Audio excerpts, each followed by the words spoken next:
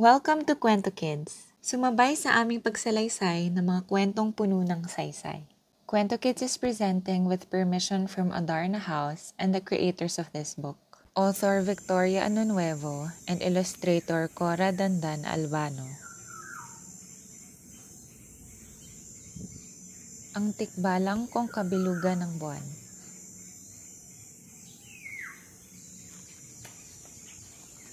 At night, when the moon is full, the tikbalang sits on the kalumpang tree and looks for a playmate in patintero and hide-and-seek. He imitates the fun-seeking kapre smoking a strong cigar.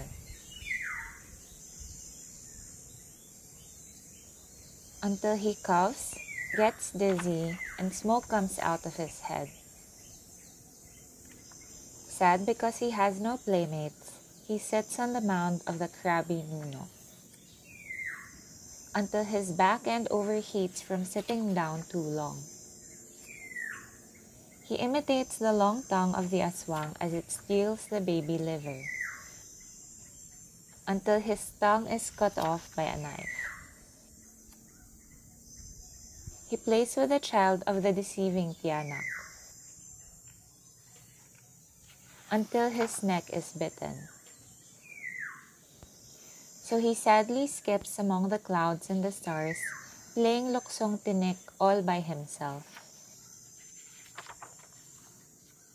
Until he bumps into someone skipping along as well.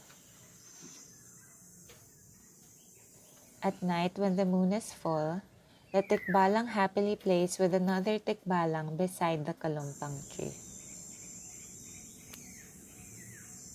Thank you for spending your time with us today. We hope you have learned about our culture and people as we share more pieces of Philippine literature with you. You can also read Adarna House books online through buribooks.com, an extensive e-library of Adarna House books. Please don't forget to like this video, subscribe to our channel for more exciting tales, and share it with your friends and family who love reading and learning as well. Mabuhay ang pagbasa!